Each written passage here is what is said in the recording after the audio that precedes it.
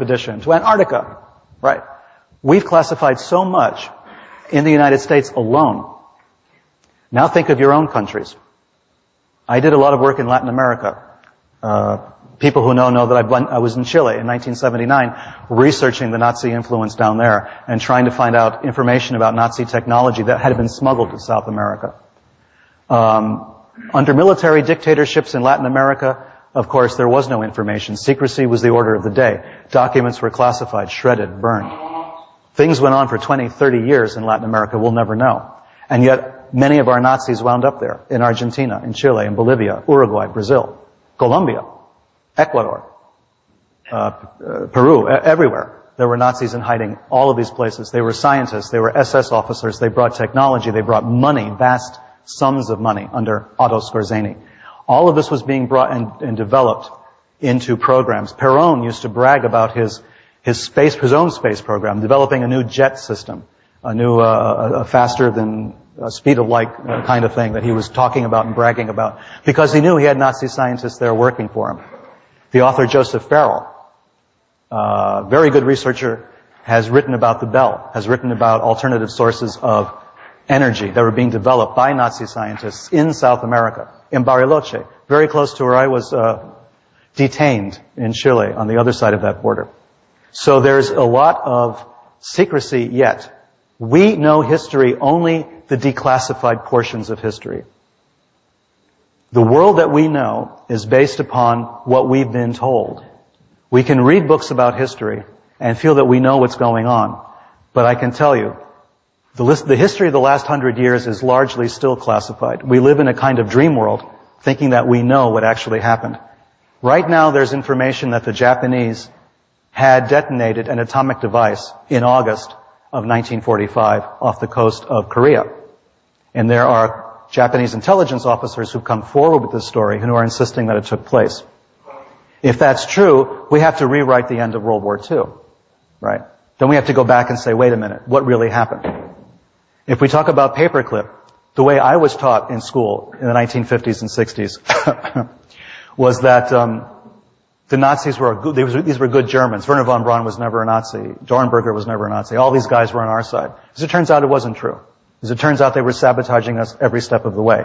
Our space program was the result of Nazis trying to stonewall us and to prevent us from getting there. Until eventually, after Sputnik, they were told, you better do it or get out. So that's what happened. We sold our soul in the United States, and not just the United States, believe me, other countries as well, including the Soviet Union. We sold our soul for this technology. We dealt with some of the worst war criminals in history. Not just even the Holocaust, but the idea that they had slave labor that they worked to death and replaced with other slave laborers. And these people who employed these slave laborers deliberately, who were involved in every step of that process, including the killing of these laborers also, were the people that we brought over for the space program. Our space program has its origins in people, on the one hand, like Jack Parsons, who once wrote that he was the Antichrist. He was a brilliant man, but he believed he was the Antichrist and was ushering in a new age of witchcraft, according to him. And he was a follower of Crowley and member of the Ordo Templi Orientis and all of this, a very brilliant guy, but a very strange guy. On the one hand, and we had the Nazis on the other. You know, these were the people that were jump-starting the space program of the United States, starting in 1936 and going up until the moon launch. So we have to go back and relook at this history and ask ourselves why. Why was it so necessary? Why was the space program militarily necessary? Why did they work for the Army? Why did they sabotage the process as much as they could? Why did the Army allow Nazi scientists to wander off the base and do whatever they wanted to do, communicate with whomever they wanted to? Fort Bliss, Texas is on the border of Texas and Mexico. That region in the 1940s was like Vienna during the Cold War. It was a place where spies hung out with spies. It was rife with all sorts of intelligence activity. All sorts of things were going on in that border area. All the way from the California, Mexico border all the way through Texas, all the way to Brownsville. There was a lot of cross-border traffic. A lot of very strange individuals crossed that border. A lot of military people, a lot of intelligence people. The Nazis were still running spies after the end of the war because they were protecting Nazi assets. They were protecting SS officers who were making their way into the United States from Latin America, and people making their way from the States into places like Argentina, being paid for by Nazi gold. So we have to reevaluate the history of the world since 1945. We have to go back and look at it again. If we want to know what happened, what's going on with the space program, and about breakaway civilizations, about motivations to create a space program for the rich and the powerful, we have to go back to this period of time. We have to understand why it was that we could deal with the Nazis so easily, why it was we thought that was the best thing that we could do, why we gave them carte blanche, allowed them to do whatever they wanted to do, why we bent over backwards for these guys. Murderers. Some of them wound up in positions of tremendous influence in South America. Klaus Barbie became head of the secret police in Bolivia, an official government position. At the same time, he's running drugs, guns, and assassinating communist leaders, socialist leaders, or anybody he particularly didn't like, not only in South America, but in Europe. There were assassinations taking place in Spain, in France, in Germany, on the orders of people like Barbie and Operation Condor in South America. This is all part of our history. These are not footnotes. You know, we're being told they're footnotes. We're being told it's not central to what actually happened. I tell you, though, that's not true. And as anyone who knows, who's traveled in those countries knows, the stranglehold that the Nazis and the Germans in general, but the Nazis specifically had on the economies of those countries, on the culture of many of those areas, was incredible. You know, and in some cases still is. So, who benefited, right? Civilian control of NASA began in 1957. The Nazi scientists remained in place. They were there at the very beginning of the UFO era. Many people believe the Nazis had developed the very first prototypes of the flying saucer, of wingless aircraft, of alternate energy, of the atomic bomb. The Luftwaffe had a map of Manhattan in which they were trying to estimate the damage an atomic bomb would have and how many people would be killed. This map was developed in 1943. You know, we know the evidence is there. We just have to keep looking. Something else was going on. What they told us was not the way it happened. And now my fear is in the United States, because we have the Patriot Act and because we have all sorts of ways to stifle inquiry, to stop information from getting out, more secrets can be kept, more programs can be instituted about which we will know nothing until it's too late. Kennedy was perceived as a threat to the program. He had signed treaties with the Soviets, promised not to invade Cuba. This was against the Nazi ideology. This was contrary to a Nazi platform, not an American platform. Kennedy was a very popular president, you know.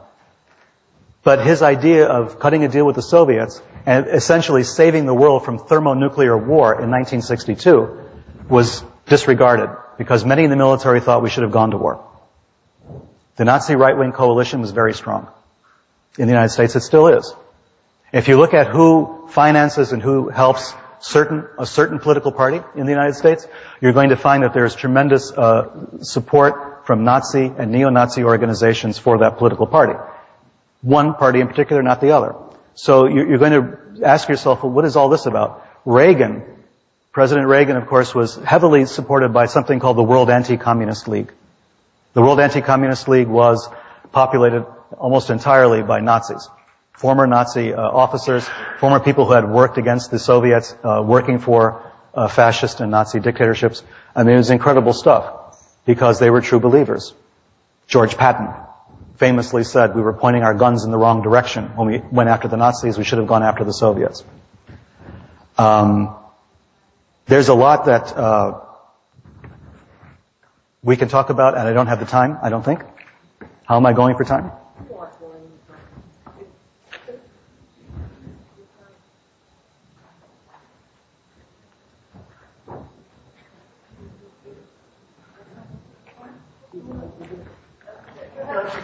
I'll just keep talking until you tell me to stop. Okay. 45 minutes. Really? Oh, cool. Okay. In that case, the pause that refreshes.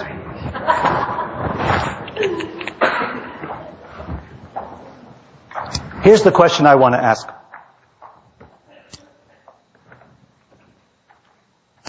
What more was there at stake? Why was Kennedy killed? It had to be for some really big reason. It couldn't be because they didn't like his hair, you know. It had to be for something really specific and something big, something major, something that was going to affect the economy and the political structure, power structures that existed. Did Kennedy's insistence on going to the moon rob other projects of finances and resources that they needed? Was the moon a kind of chimera, a kind of quixotic dream that we should go to the moon first and show our superiority over the Soviets? Was it something that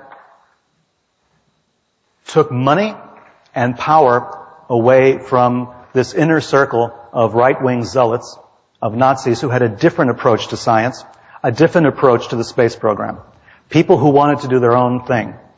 And that Kennedy's insistence that we're going to put all of our money into the space program took away power from them, gave more power to NASA, but took it away from the military and took it away from other projects. So was there, in the 1960s, a secret space program? We talk a lot about the military-industrial complex. President Eisenhower warned us about that in his farewell address when he left office. And we've focused on that to a great deal, but we don't really know what it is. We know it has to do with guns and the Army. But remember that the military also was developing rockets, jet propulsion, various types of missiles. NASA was solely occupied with visiting other planets, according to its brief. Its space science was satellites going to other planets. It was a non-military application of space technology. The military was still involved in their own aspects of space technology. And this involved missiles. It involved alternate sources of energy. It involved different types of aircraft that could fly at tremendous speeds. About 18 months ago, as an example, I was invited to participate as an observer in a meeting of former intelligence officers out in Las Vegas. Go figure. And during the course of that time that I spent there, we visited several military installations, and we had to have all sorts of security checks done and all of that. And you've all heard of Area 51. Well, there was a presentation given, much like I'm giving one now, on Area 51 by one of the guys who was there, who spent his lifetime there. And he was very bitter about the fact that even the CIA could have an association where former spooks could sit down and chat and have drinks and talk about their failures or successes, but that the guys at Area 51 could not. They're still bound by secrecy laws of things that happened back in the 1950s and 1960s. You might remember the U-2 incidents. You know, the Nazis had the V-2, we had the U-2. And the U-2 was our stealth plane that took photographs of the Soviet Union, of other countries. It was a spy plane. That, of course, was developed at Area 51. That was where it was housed. That's where it was based. So all of this took place at Area 51. And Area 51, according to popular understanding, was a military installation, a military base. That's not exactly true. It was an intelligence operation. It had nothing really to do directly with the military. It was an indirect relationship that was had at Area 51. So you had the development of the U-2. People, of course, always say they were back engineering, reverse engineering spacecraft or UFOs and that sort of thing there. This guy would not talk about that. Of course, he poo-pooed the idea. But his presentation began with a picture of an alien and the theme song from the X-Files. Right? So he starts his presentation this way, and of course everybody laughs politely or nervously. And then he goes on to give his talk about Area 51, and thank you. Okay. He says I have until 3 o'clock. No, I don't. Sorry. Don't worry.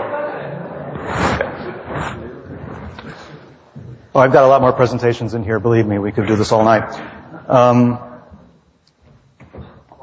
Yes. Okay.